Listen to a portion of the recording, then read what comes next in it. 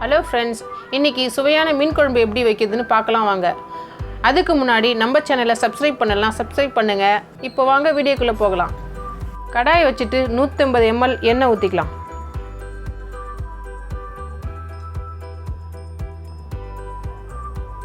எண்ணெய் காஞ்சதும் 1 ஸ்பூன் கடுகு சேர்த்துக்கலாம். கடுகு நல்லா பொரிஞ்சதும் இது கூடவே 1/4 ஸ்பூன் வெந்தயம் சேர்த்துக்கலாம். 15 பல் பூண்டு சேர்த்துக்கலாம். இது கூடவே 3 பச்சை மிளகாய் கீறி வச்சுருக்கேன், அதை சேர்த்துக்கலாம். அதை கூட ஒரு கொத்து கறிவேப்பிலை சேர்த்துக்கலாம். 4 மீடியம் சைஸ் வெங்காயம் கட் பண்ணி வச்சுட்டு அதையும் சேர்த்துக்கலாம்.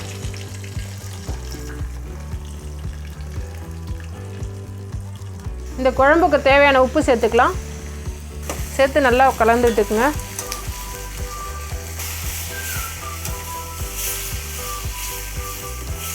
வெங்காயம் நல்லா பொன்னிறமாக வதங்கட்டும். அப்புறம் தக்காளி சேர்த்துக்கலாம். வெங்காயம் வதங்கினோடனே 3 பெரிய தக்காளி கட் பண்ணி வச்சுக்கிறேன், அதை சேர்த்துக்கலாம்.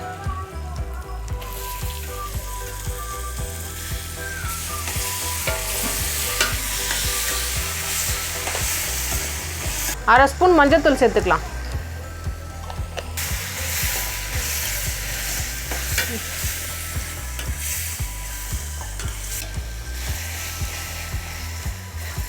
கரண்டியை வச்சு நல்லா தக்காளி இது மாதிரி மசிச்சு விட்டுக்குங்க. வீட்டு மிளகாய் தூள் 4 ஸ்பூன் சேர்த்துக்கலாம்.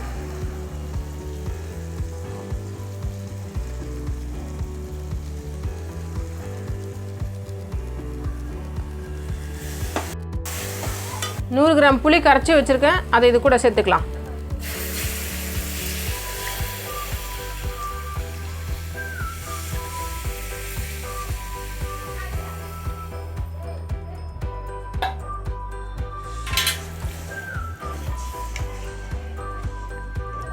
இது கூடவே தேவையான அளவுக்கு தண்ணி சேர்த்துக்கலாம்.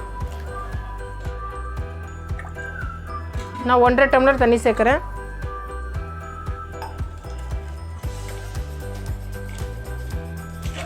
இந்த ஸ்டேஜில் உப்பு காரம் பார்த்துக்குங்க. உப்பு கம்மியாக இருந்தாலும் சேர்த்துக்குங்க, காரம் கம்மியாக இருந்தாலும் உங்களுக்கு ஏற்ற மாதிரி சேர்த்துக்குங்க.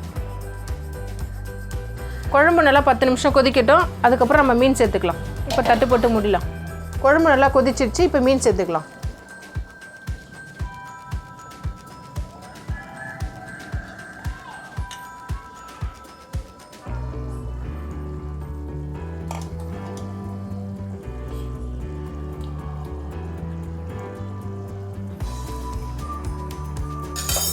மீன் சேர்த்து லைட்டாக இப்படி ஒரு கலரி அப்படியே மூடி வச்சிடலாம். தட்டு போட்டு மூடிட்டு மீன் ஒரு 5 நிமிஷத்துக்கு வேகட்டும். அப்புறம் நம்ம பார்க்கலாம். மீன் வெந்துடுச்சு. இப்போ நம்ம கேஸ் ஆஃப் பண்ணிக்கலாம். கொத்தமல்லி கொஞ்சம் வச்சுருக்கேன், அது மேலே சேர்த்துக்கலாம்.